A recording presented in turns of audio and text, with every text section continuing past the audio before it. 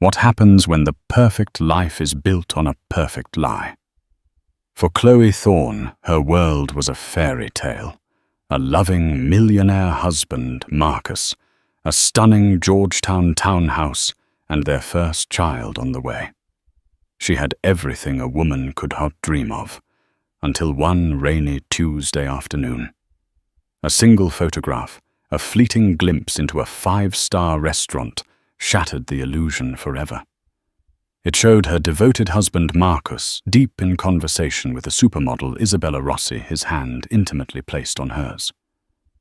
That night, Chloe vanished. The only thing she left behind was her wedding ring on the pillow and a 3-line note that would ignite a firestorm of secrets, lies, and betrayal, proving that the most devastating truths are the ones hidden in plain sight. Chloe Thorne believed in the architecture of happiness. She believed you could build it brick by loving brick. Her life with Marcus was her grand design, a masterpiece of modern romance. Their home, a 4-story brick townhouse in Georgetown, Washington, D.C., was filled with light art and the quiet hum of success. Marcus, the charismatic CEO of Aura Innovations, a tech firm on the bleeding edge of augmented reality, was the sun around which her world orbited. He was brilliant driven, and she believed utterly devoted to her. At 7 months pregnant, Chloe felt a profound sense of contentment. The baby, a girl they planned to name Olivia, was a flutter of constant reassurance beneath her heart.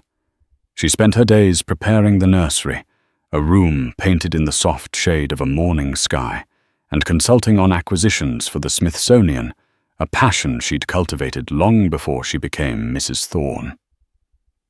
The first crack in the foundation appeared on a Tuesday. It was subtle, a hairline fracture you could easily ignore.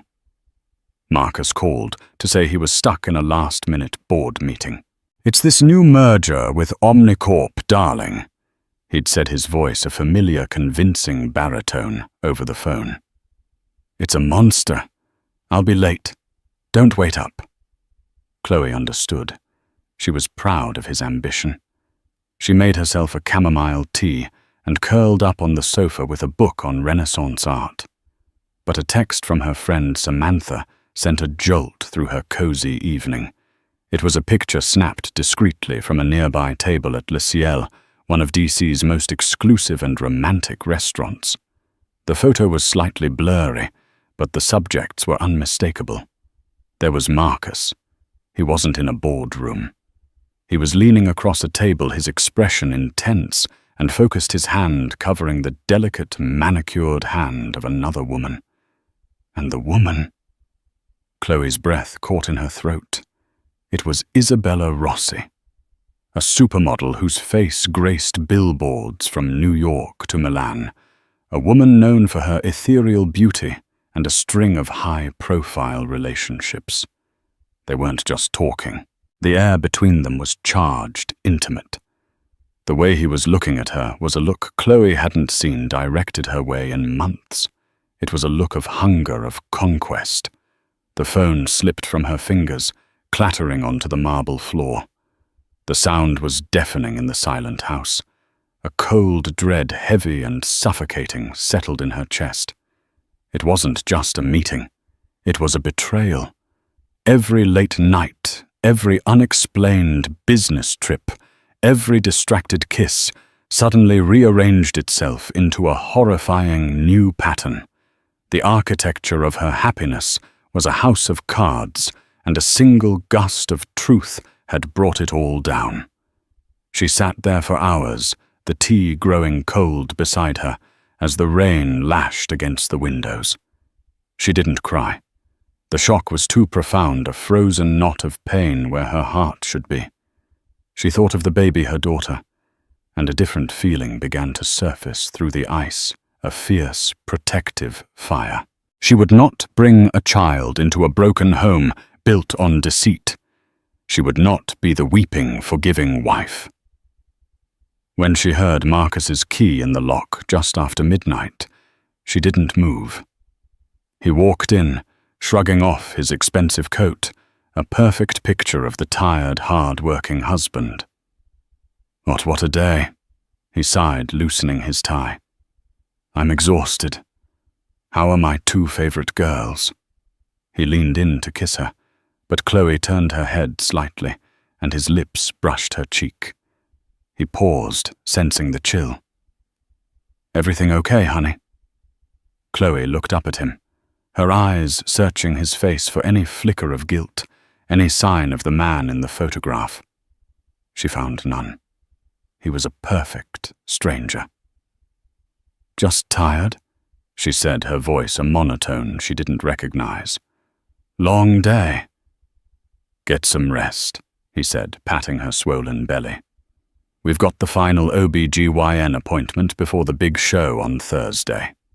He smiled, oblivious, and in that moment Chloe made her decision. She wouldn't confront him. She wouldn't scream or throw things. That was the scene he would expect, the one he was prepared to manage to lie his way out of. No. She would simply disappear. She would take his most precious asset, his legacy, his unborn child, and vanish so completely it would be as if she never existed. His perfect life was about to become his perfect hell. The next 36 hours were a masterclass in controlled desperation. Chloe operated with a clarity that frightened her. The grief was a constant roaring ocean in the background, but in the forefront of her mind was a single, crystalline, objective escape. While Marcus slept, she moved through their home like a ghost. First, she went to his study. She knew the passcode to his personal safe her birthday. Inside, amongst stock certificates and property deeds, was an envelope of emergency cash. $50,000. He'd told her it was for a worst-case scenario. The irony was a bitter pill. She took it all. Next, she used her laptop, clearing the history afterward, to book 3 separate decoy bus tickets under false names to different cities, one to Miami, one to Chicago, one to Seattle. She knew Marcus would hire the best investigators money could buy, and their first move would be to check travel records. This was digital chaff meant to send them scrambling in the wrong directions. Her actual plan was simpler and far more analog. She packed a single nondescript duffel bag, a few changes of practical clothes, prenatal vitamins, a copy of her medical records she'd quietly requested weeks ago under the guise of switching doctors, and the burner phone she'd bought for cash at a 7-Eleven a month prior. That was the day the first real suspicion had taken root after Marcus had come home, smelling of a perfume that wasn't hers. Chanel No. 5. Isabella's signature scent. She had hoped she was wrong, that she was just being an overly emotional pregnant woman. Now she was glad for her paranoia. The final, most painful act was in their bedroom. She slipped her platinum wedding band and the breathtaking 5-carat diamond engagement ring from her finger. The skin underneath was pale indented, a ghost of a promise. She placed them on Marcus's pillow, right where his head should be. Beside them, she left a simple, folded note written in her elegant script. It said, "I saw the picture. I know about Le Ciel. Don't look for me. I won't be found." She took one last look around the life she had built. The nursery door was slightly ajar, the moonlight illuminating the empty crib. A wave of nausea and sorrow so profound it nearly buckled her knees, washed over her. She pressed a hand to her stomach, whispering, "It's just you and me now, little one. I'll keep you safe." Then she walked out the front door, melting into the pre-dawn darkness of Georgetown, and never looked back. Marcus Thorne woke up to the silence. It was unusual. Chloe was always up before him, the scent of coffee already filling the house. He rolled over his hand, reaching for her side of the bed, and found it cold. Then his fingers brushed against the rings. He sat bolt upright, his heart kicking into a frantic rhythm. He saw the note. As he read the 2 short lines, the blood drained from his face. Le ciel. How, who? It didn't matter. The carefully constructed wall between his 2 worlds had been obliterated. Panic, cold and sharp, seized him. He scrambled out of bed, calling her name. Chloe. Chloe, this is a misunderstanding. He ran through the house, his voice echoing in the empty rooms. Her closet was full, her car was in the garage, but her phone, her wallet, her entire presence was gone. The nursery was the final stop. The sight of the empty crib waiting for a baby that was no longer there sent a spear of genuine terror through him. This wasn't just an angry wife leaving for a few days. This was calculated. This was an eradication. His first call wasn't to the police. It was to Gavin Price, a former FBI agent who now ran the most discreet and ruthless private security firm in the DC area. Price was a fixer, a man who made problems disappear for the city's elite. Gavin, it's Marcus Thorne. I have a situation. A big one. His voice was strained, tight, with a fear he hadn't felt since his company was on the verge of bankruptcy years ago. My wife is gone. Gone, as in, she's left you, or gone as in missing. Gavin's voice was gravelly devoid of emotion. She left a note. She thinks she found out about something. Marcus couldn't bring himself to say Isabella's name. She's 7 months pregnant, Gavin. 7 months. Find her. I don't care what it costs. No police, not yet. This stays quiet. My company is about to close the Omnicorp merger.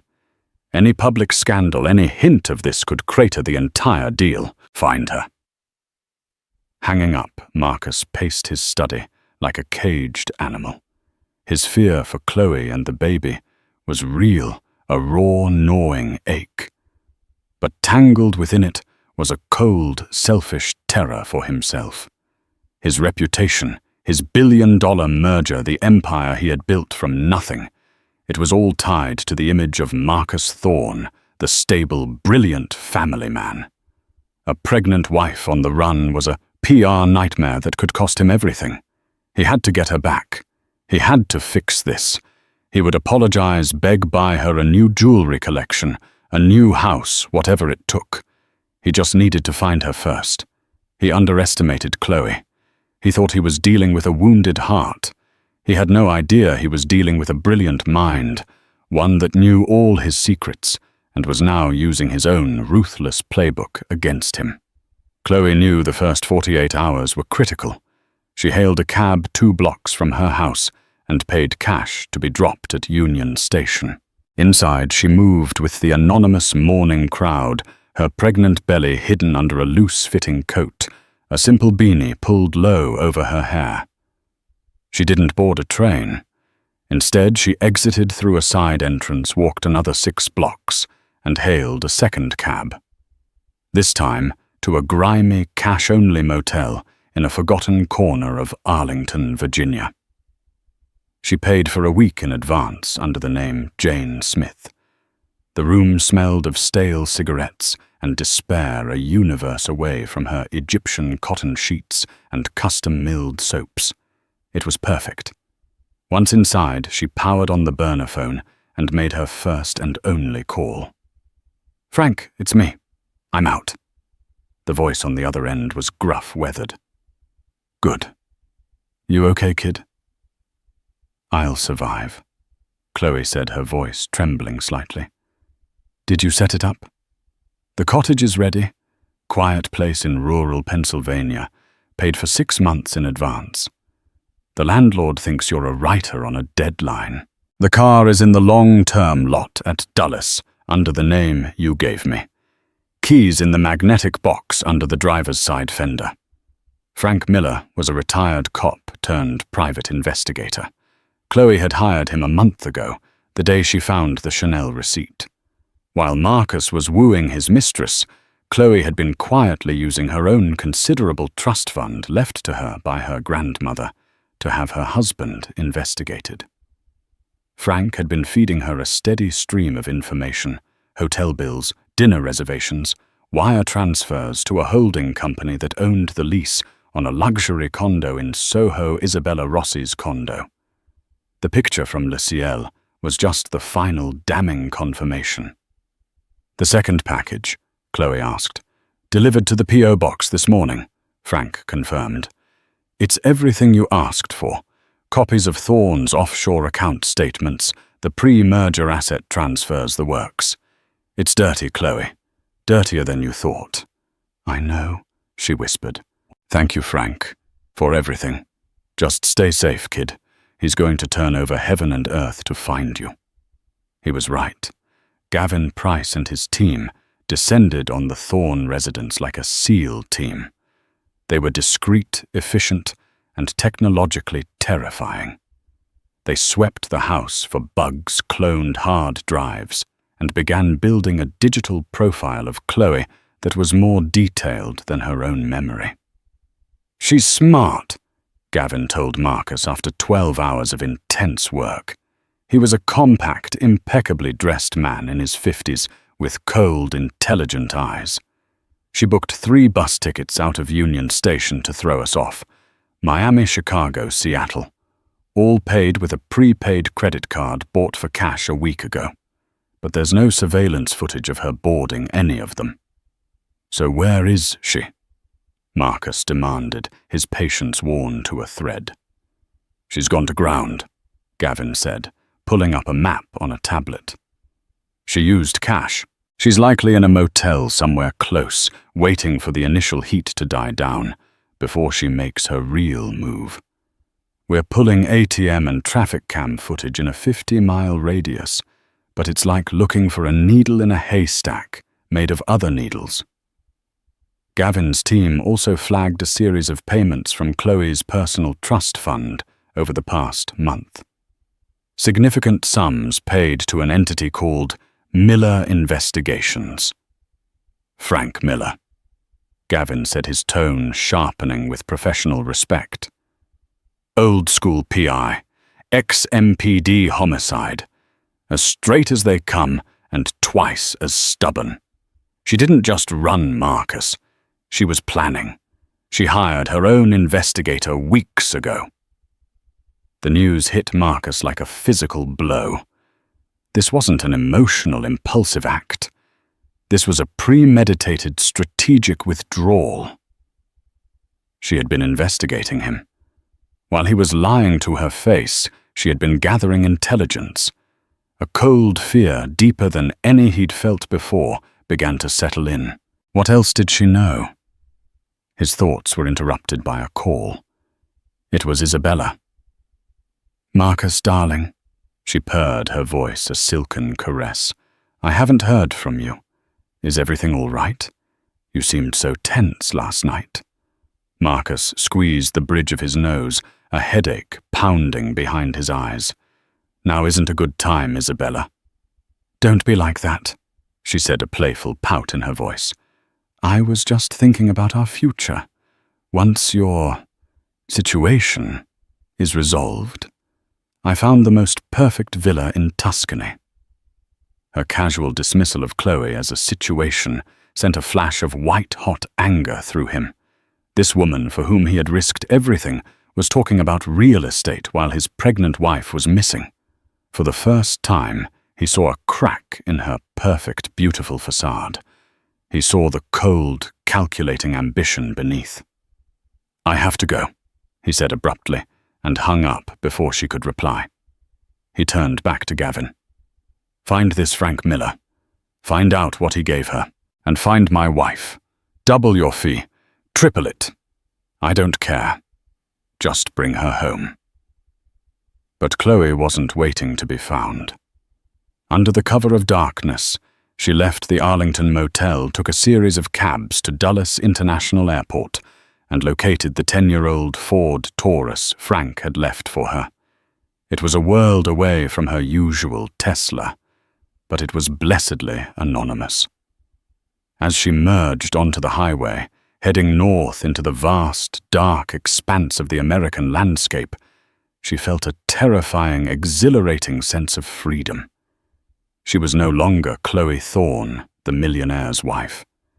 She was a ghost in the system, a mother protecting her child, and she was just beginning to fight back. While Chloe established a quiet, Spartan existence in a secluded Pennsylvania cottage, Marcus's world was contracting into a pressure cooker of his own making. The Omnicorp merger was in its final delicate stages, and the CEO, a shrewd, old-money titan named Robert Kensington, had requested a dinner, a get-to-know-the-family affair at the Chevy Chase Club. Kensington is big on family values, Marcus explained to Isabella over the phone, the desperation in his voice barely concealed. He wants to meet Chloe. I told him she was out of town visiting a sick aunt. I need you to step in. You want me to pretend to be your wife? Isabella's voice was sharp, laced with something that sounded like triumph. No, of course not. Just be my partner for the evening. We'll say we're recently engaged after a quiet separation. It's messy, but it's better than me showing up alone after waxing poetic about my stable home life for the past 6 months. Isabella agreed, perhaps a little too eagerly. The dinner was a disaster. Isabella, dressed in a daring red dress that was entirely inappropriate for the conservative club, dominated the conversation. She spoke of her runway shows in Paris, her celebrity friends, her disdain for the quaintness of DC politics. She corrected Marcus on a story about his own company's founding, and casually mentioned her desire to move Aura's headquarters to a more vibrant city like Los Angeles. Marcus watched Robert Kensington's smile grow tighter, his posture stiffer. He saw the deal, the culmination of 2 years of work, slipping through his fingers. He was looking at Isabella, truly looking at her, and seeing the woman his investigator was uncovering. Gavin Price's report had landed on his desk that morning, and it was chilling. Isabella Rossi wasn't just a model. She was a predator who specialized in wealthy, powerful men. Her last 2 relationships had ended with her receiving significant parting gifts, a condo in Miami, a controlling interest in a small fashion label. She had a history of leaking damaging information about her ex-lovers to tabloid reporters when settlements weren't to her liking. "She's not in love with you, Marcus," Gavin had said bluntly. "She's in love with your stock portfolio, and she's been sloppy." We tracked a series of encrypted emails between her and a notorious short seller, a guy named Alistair Finch. It looks like they're planning to short Aura's stock right before the merger is announced, then leak a story about your marital troubles to tank the price. She's not just your mistress. She's setting you up for corporate sabotage. The puzzle pieces clicked into place with sickening clarity. Her constant questions about the merger's finances, her accidental meetings with board members, her insistence on being seen with him in public, it was all part of a plan. Le Ciel hadn't been a random romantic dinner. It had been a calculated move to be seen to create the very evidence that had driven Chloe away.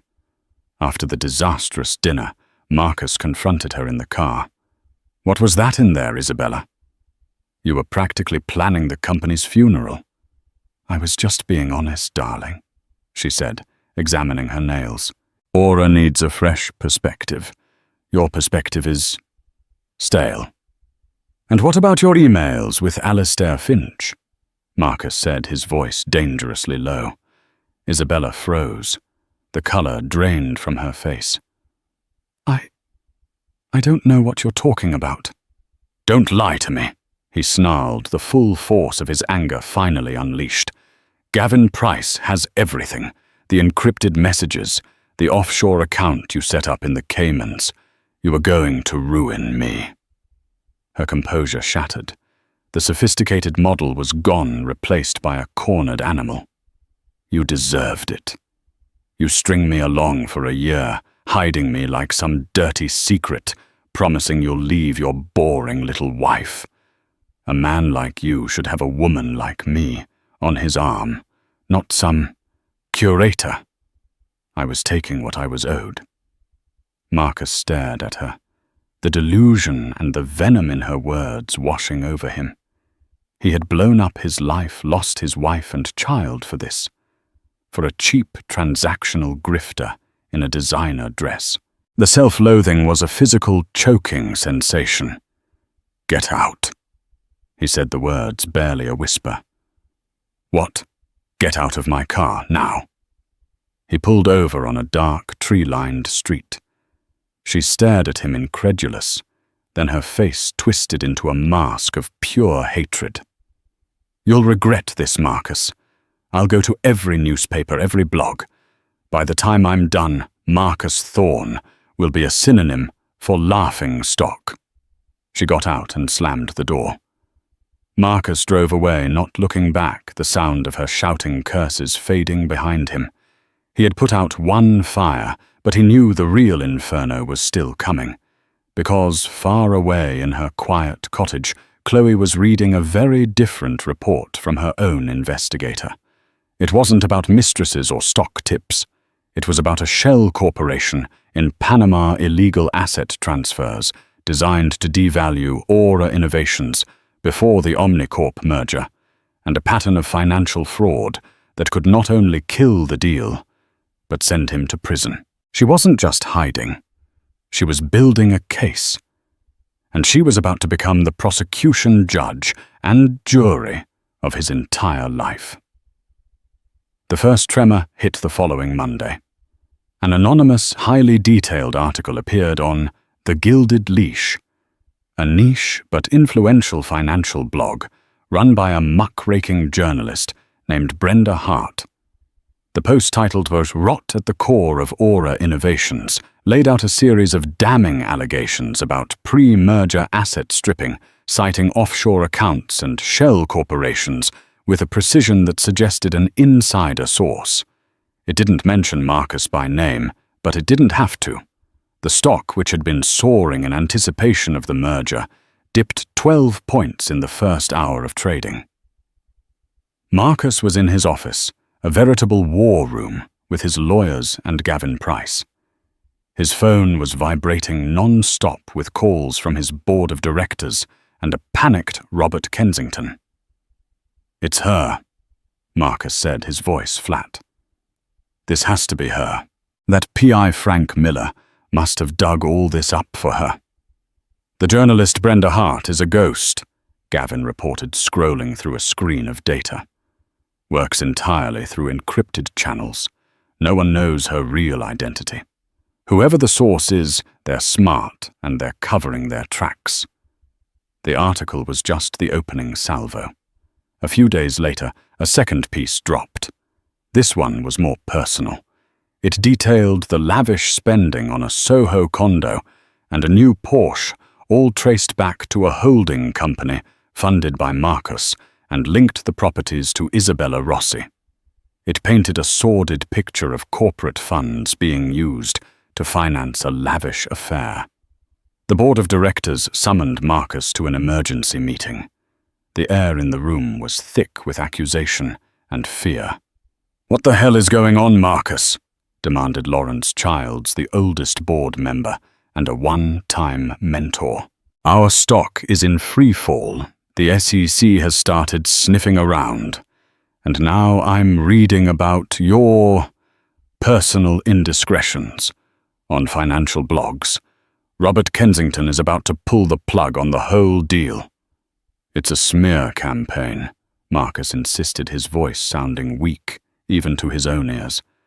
"A fabrication by a disgruntled party." "Is it a fabrication that your pregnant wife has been missing for over 2 weeks?" Childs shot back. The question hung in the air, cold and sharp. The secret was out. The whispers had become a roar. Meanwhile, in Pennsylvania, Chloe watched the fallout from her quiet sanctuary. She felt a grim satisfaction, but no joy. This wasn't about revenge. It was about justice. It was for every lie he had told, every time he had kissed her, while smelling of another woman's perfume. Frank had uncovered a level of criminality she had never suspected. Marcus wasn't just an adulterer. He was a crook willing to defraud his own shareholders and Robert Kensington to enrich himself. Her life had found a new quiet rhythm.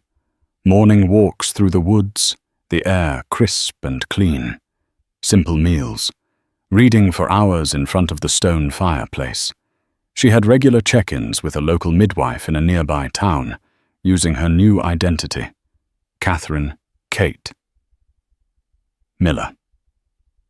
Frank had created a flawless backstory for her. But the solitude was a double-edged sword. At night, the fear would creep in. Could Marcus find her? What would he do if he did? She would lie awake, one hand on her belly, feeling the powerful kicks of her daughter, and vow to protect her. The pressure on Marcus was becoming unbearable. He was a man besieged. Isabella, true to her word, had begun talking to the tabloid press, painting herself as the heartbroken victim, spinning a tale of a man who had promised her the world. Her story, combined with the financial scandal and Chloe's disappearance, created a perfect storm. "Millionaire mogul's empire crumbles amidst scandal," screamed one headline. Desperate Marcus did the one thing he had been avoiding. He held a press conference. Standing before a wall of cameras, his face pale and drawn, he looked like a shadow of his former self. "I know there have been many rumors," he began, his voice strained. "My company is facing a coordinated attack, and my family is going through a private and painful time. My wife, Chloe, I love her more than anything. Chloe, if you're watching this, please come home. We can fix this. I'll do anything. Please just let me know you and our baby are safe." In her cottage, Chloe watched the broadcast on her laptop, her heart a cold, heavy stone in her chest. His public plea was a performance, another calculated move to regain control of the narrative, to paint her as an unstable, emotional runaway. He didn't love her. He loved the idea of her, the stability. She provided the perfect accessory to his perfect life. She picked up the burner phone. It was time for the final move. "Frank," she said, her voice steady and clear. "It's time. Send the complete file to Robert Kensington, and send a copy to the U.S. Attorney's office." She was done whispering. It was time for the thunder. The complete file, the crown jewels, as Frank called it, was an explosive device. It contained irrefutable proof of wire fraud, insider trading, and a conspiracy to defraud Omnicorp. The copies of Marcus's personal emails, which Frank had legally obtained through a subpoena related to a fabricated civil suit, were particularly damning, detailing the entire scheme in Marcus's own arrogant words. Robert Kensington received the package via courier at his private estate in Virginia. An hour later, he formally and publicly withdrew the Omnicorp merger offer, citing a catastrophic failure of due diligence and a complete loss of faith in the leadership of Aura Innovations. The next day, the U.S. Attorney for the Southern District of New York announced a full-scale federal investigation into Marcus Thorne and his company. Aura's stock didn't just fall, it plummeted off a cliff. The empire was officially burning. But amidst the chaos, Gavin Price finally got a break. One of his digital forensics experts, chasing a ghost of a digital breadcrumb, found a single, heavily anonymized IP address ping from a remote cell tower in rural Pennsylvania. It had been used once for less than a minute to access Chloe's old email account, likely a sentimental moment of weakness. It wasn't much, but it was enough. Gavin cross-referenced the signal location with property rentals, tax records, anything he could find. He finally landed on a secluded lake cottage rented 6 weeks ago for cash by a woman named Catherine Miller. The photo on the fake driver's license Frank had procured was good, but Gavin's facial recognition software was better. It was a 98.7% match for Chloe Thorne. Marcus received the call as he was leaving his lawyer's office, the word indictment still ringing in his ears. "I've found her," Gavin said. "A cottage on Lake Wallenpaupack, Pennsylvania. I'm sending you the address now." Every instinct told Marcus to send the lawyers to send Gavin to handle this through intermediaries. But this was beyond that. This was primal. He needed to see her to understand. He got in his car and drove a 6-hour straight shot north, his mind a maelstrom of rage, regret, and a sliver of something he couldn't name. He arrived as dusk was settling the sky, a blaze of orange and purple over the still lake. The cottage was small, rustic, with smoke curling from a stone chimney. He saw her through the window sitting in a rocking chair, a book in her lap, her silhouette framed by the warm glow of a lamp. She was even more pregnant than he remembered, her belly round and full. She looked peaceful. The sight of it sent a fresh wave of fury and loss through him. He walked to the door and knocked. Chloe wasn't surprised. She had known on some level that this day would come. She had seen the unfamiliar car pull up the long gravel driveway. She stood slowly, her hand resting on her belly, and opened the door. He looked terrible. He had lost weight, his eyes were sunken, and his expensive suit was rumpled. The titan of industry was gone, replaced by a haunted, broken man. "Chloe," he breathed, his voice raw. "Marcus." She replied, her voice calm, devoid of the emotion he expected. There was no fear, no anger, just a profound, weary stillness. "Why?" he asked, the single word encompassing everything. "Why destroy me? Why not just divorce me, take half and walk away? Because you didn't just break a promise to me," she said, her gaze unwavering. "You broke the law. You defrauded people who trusted you. You built our entire life on a foundation of lies, not just personal, but professional. This wasn't about money. I never wanted your money. This was about consequences." "I loved you," he said, and it sounded like a plea. "No," Chloe corrected him gently. "You loved that I was predictable, that I was a stable asset in your portfolio. You have no idea what love is, Marcus. Love is honesty. Love is respect. Love is not letting the person you've sworn your life to find out about your affair from a friend's text message." He flinched as if struck. "Isabella." She meant nothing. It was a mistake, a stupid, colossal mistake. "She was a symptom, not the disease," Chloe said. "The disease is your ambition, your greed. It consumes everything it touches. Me, our baby, your company, everything." As she spoke, a sharp, sudden pain radiated through her lower back. She gasped, her hand flying to her stomach. Marcus's eyes widened in alarm. "What is it? What's wrong?" "The baby," she breathed, leaning against the doorframe as another contraction, stronger this time, seized her. "It's coming." The irony was staggering. Here at the final reckoning with the ruins of their life between them, Their daughter had decided to enter the world. The man who had torn her world apart was the only person for miles who could help her. The world for Marcus Thorne had always been a series of calculated risks and manageable outcomes. It was a chessboard where he was the grand master, always 3 moves ahead. But as Chloe gasped her face, a mask of pain, and leaned against the doorframe of her rustic hideout, the board was violently swept from the table. There were no calculations, no strategies, no leverage to be applied. There was only the raw, terrifying biological imperative unfolding before him. The life he had systematically destroyed was now quite literally forcing a new one into existence, and he was the only one there to witness it. Panic, cold and absolute, was a foreign sensation. He moved his limbs, feeling disconnected from his brain.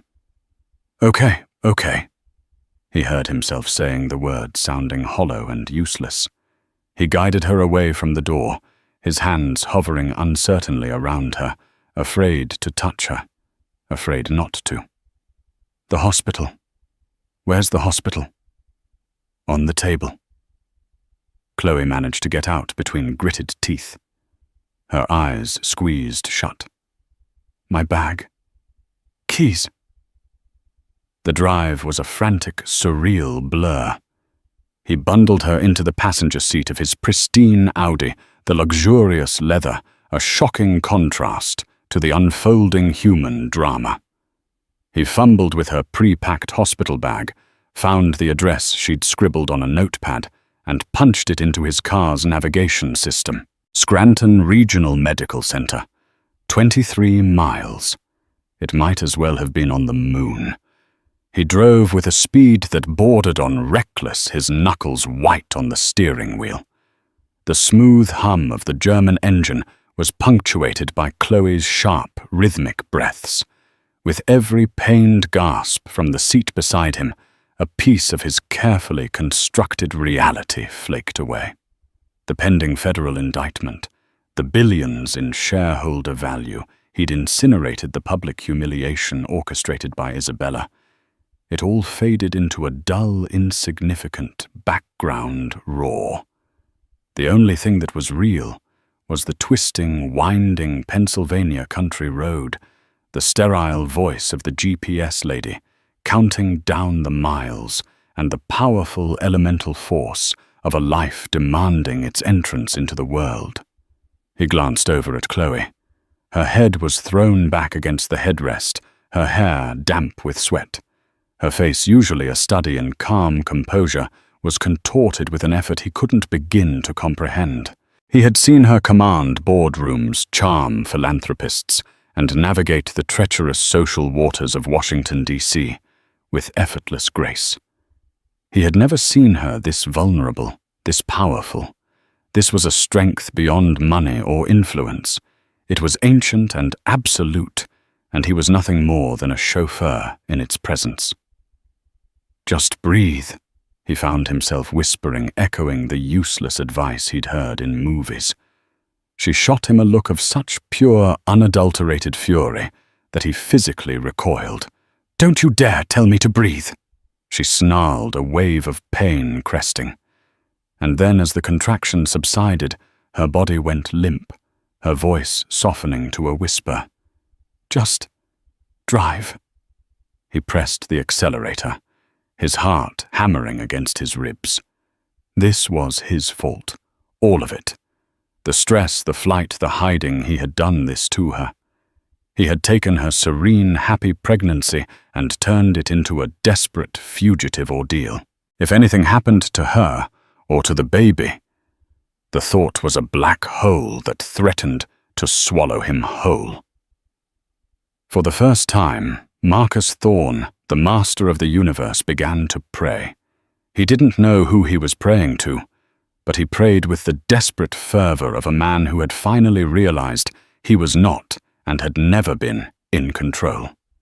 The emergency room of Scranton Regional was a cacophony of organized chaos, a world away from the hushed private wings of the Sibley Memorial Hospital, where Olivia's birth was supposed to have taken place. A stern-faced triage nurse with a formidable demeanor took one look at Chloe and immediately barked orders, snapping Marcus out of his daze. Within minutes, Chloe was in a wheelchair, being whisked away towards the maternity ward. Marcus followed dumbly in her wake, still clutching her hospital bag. A different nurse, a kind-eyed woman named Mary, stopped him at the double doors. "Family only beyond this point," she said, her voice gentle but firm. "You can wait in the lounge. We'll come and get you when there's news." "I'm the father," Marcus said, the words feeling foreign and undeserved on his tongue. The nurse's eyes flickered with skepticism as she took in his expensive but rumpled suit, his unshaven jaw, and the frantic, haunted look in his eyes. He didn't look like an expectant father. He looked like a man who had just crawled from a wreckage. From down the hall, Chloe's voice cut through the air. "Let him in, Mary." Her voice was strained, but it held an unmistakable note of command. Mary's eyebrows shot up in surprise, but she nodded. "All right then, gown up." The delivery room was small, sterile, and filled with the intimidating gleam of medical equipment. It smelled of antiseptic and anxiety. The next 8 hours were a crucible. Marcus was a ghost in the room, a silent witness to a battle he had no part in fighting. He watched as Chloe's exhaustion gave way to a superhuman endurance. He saw the doctors and nurses work around her with a calm, practiced efficiency. He fetched ice chips. He held a cool cloth to her forehead. When she screamed in agony, squeezing his hand with a strength that threatened to shatter his bones, he didn't flinch.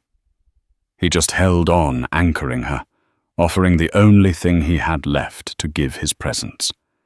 In this crucible, his self-delusion was burned away. He saw with horrifying clarity the 2 women he had tethered his life to.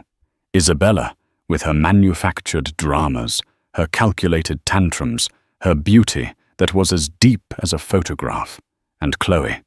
Chloe, who was currently performing a feat of such raw, primal courage, it dwarfed every boardroom conquest he had ever celebrated.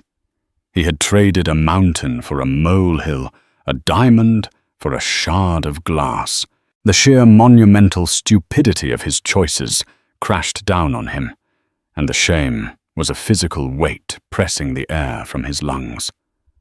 Then, just as the first hint of dawn was breaking through the blinds of the hospital window, the world changed.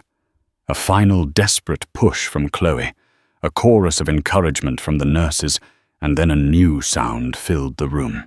A thin, reedy cry, a sound that pierced through the exhaustion and the pain and the regret.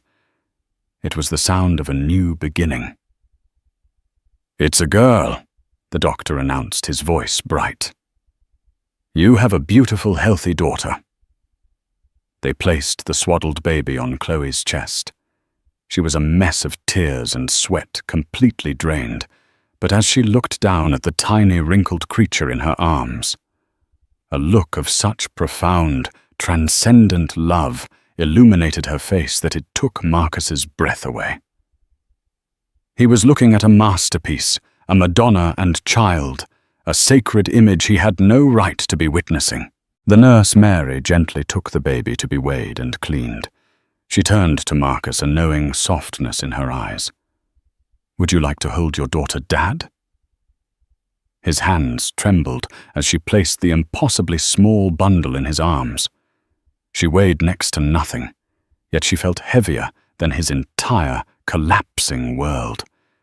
He looked down at her face, a perfect miniature nose, a rosebud mouth, a dusting of fine, dark hair.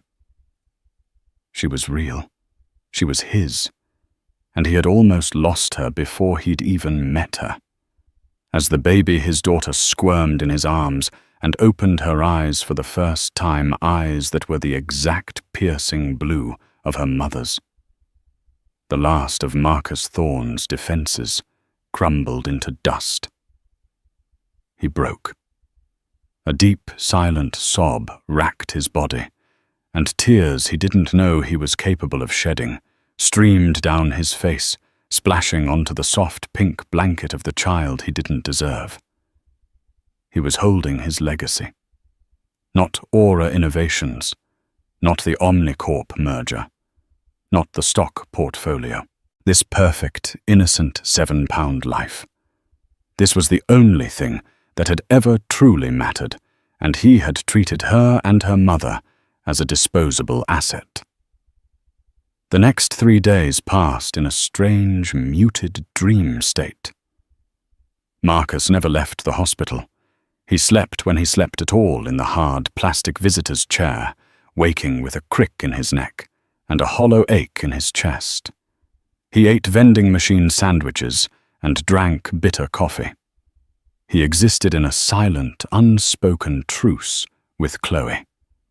They didn't talk about the lawyers, the indictments, or the future. They spoke only of Olivia. Did she take the bottle? Do you think you could change her? Listen. She's making a little noise. He learned the alien rhythms of a newborn. The startlingly loud sneezes, the tiny grasping fingers that would wrap around his own with surprising strength, the soft, milky scent of her skin. He watched Chloe, her maternal instincts kicking in with a fierce, natural grace. He saw the way she held Olivia, the way she whispered to her, the way her entire being seemed to soften and focus when their daughter was in her arms. He was a spectator to the formation of a family he had been ejected from by his own hand. His phone buzzed incessantly. His lawyers, his panicked board members, his coked-out brother. He would step into the hallway to take the calls, his voice a low, defeated murmur as he listened to the reports of his empire's final sputtering death throes. Then he would hang up, take a deep breath to compose himself, and step back into room 314. Back into the quiet, sacred space where the only thing that mattered was the steady, rhythmic breathing of his sleeping daughter. It was a brutal, relentless cycle of punishment and grace. On the 3rd day, Frank Miller arrived. He was a sturdy, unimposing man in his late 60s, with kind eyes and a presence that radiated quiet competence. He greeted Chloe with a warm, paternal smile before his gaze fell on Marcus. The kindness in his eyes vanished, replaced by a flat, cold appraisal. He was a protector, and Marcus was the threat. His arrival was the signal. The truce was over. As Frank helped Chloe pack her few belongings, Marcus stood by the window holding Olivia one last time. He drank in every detail of her face, trying to commit it to memory. "I've spoken to my lawyers," he said, his voice husky, not turning around. "They're structuring a trust. Everything that's left after the government is done with me will go into it. It will be in Olivia's name, irrevocable, untouchable. You and she will be taken care of, for life." Chloe was silent for a moment, folding a small blanket. "I told you, Marcus. I don't want your money." Her voice was soft, but the edge of steel was still there. "It's not my money anymore. It's hers," he replied, finally, turning to face her. "It's the only clean thing I have left to give her. A start, free from me." He looked down at the tiny baby in his arms. "Chloe, will I be able to see her in the future?" "Maybe." The question was a raw plea, stripped of all artifice and pride. Chloe looked at him, her gaze clear and unflinching. She wasn't looking at him with hatred, but with a deep, bottomless sadness. "That will be Olivia's decision to make," she said, her voice even. "When she's old enough to know the whole truth and understand it. You can write to her. I'll keep the letters for her. But you have to earn the right to be her father, Marcus. You need to face what you've done. Pay your debt, not just to the law, but to yourself. You have to become a man that a daughter could one day be proud of. He knew she was right. It was more than he deserved. He nodded slowly, a lump forming in his throat. He walked over to where Chloe stood and gently, reverently placed their daughter into the car seat Frank was holding. He leaned down and pressed a kiss to Olivia's forehead, a ghost of a touch. He let his lips linger for a moment, breathing in her scent one last time. He straightened up and looked at Chloe, his eyes conveying a universe of apologies he could never adequately speak. Goodbye, Chloe. Goodbye, Marcus. Then he turned and walked out of the hospital room, out of the maternity ward, out of their lives. He didn't look back. He walked out into the harsh midday sun, toward the waiting storm of federal agents' public disgrace and the long, lonely years of atonement that lay ahead. Chloe watched him go, feeling not a sense of victory, but of profound, somber finality. The great and powerful Marcus Thorne was gone, leaving only a broken man in his place. She turned to Frank, a small, weary smile finally touching her lips. "Let's go home, Frank." "Yes, ma'am," he said, his voice full of warmth as he gently lifted the carrier. As they drove away from the hospital, leaving the wreckage of her old life behind, Chloe looked down at Olivia, sleeping peacefully in her seat. The gilded cage was a pile of ashes.